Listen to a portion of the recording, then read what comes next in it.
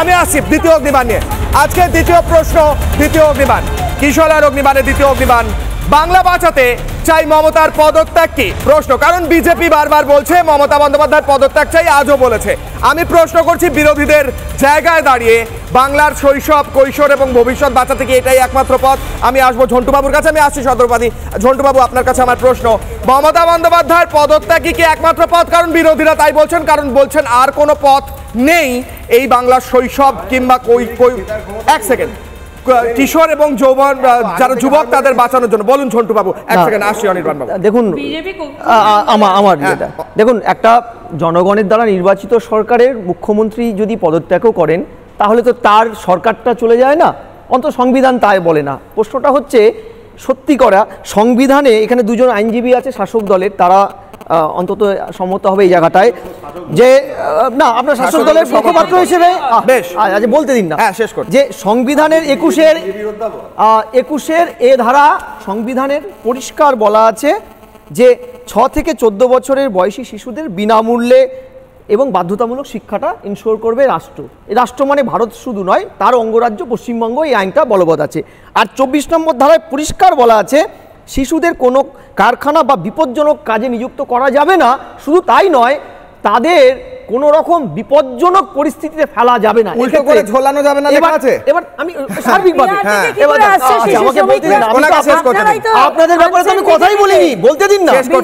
আচ্ছা, এবার প্রশ্নটা হচ্ছে, দেখো দুটো অংশ, আমি শিক্ষকতার সাথে যুক্ত, আমি ওই অংশটা প্রথমে বলি যে মুড়ি মুড়কির মতো বোম পাওয়া যায়।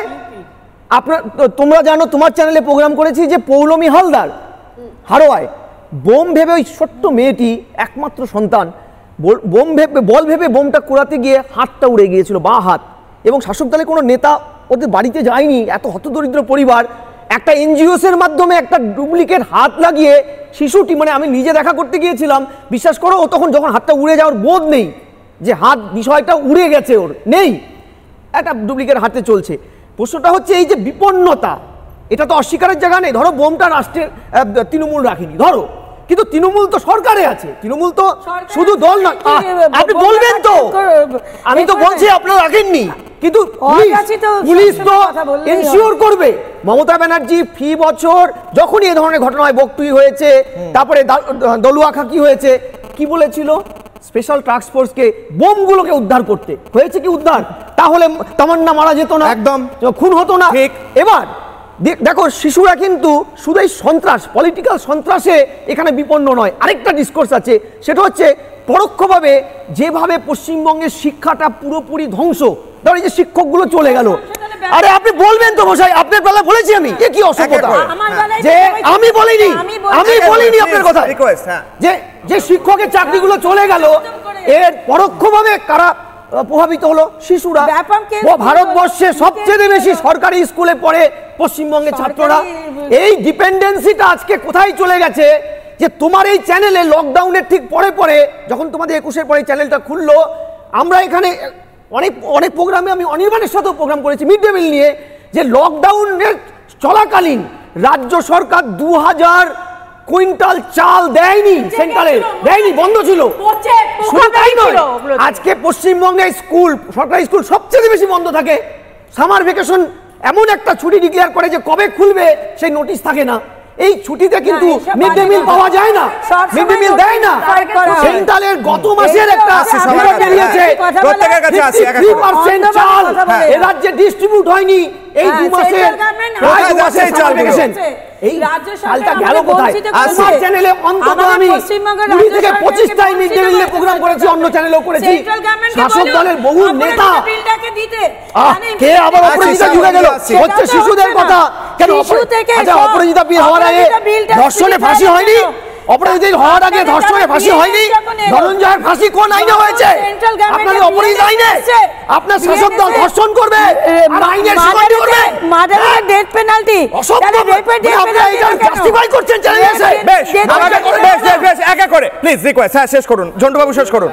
আসি ঝন্টুবাবু। আশ্চর্য, অপরাজিত আইনটা শেষ করার আগে ধনঞ্জয়ের ফাঁসি হয়নি? ফাঁসি হয়নি?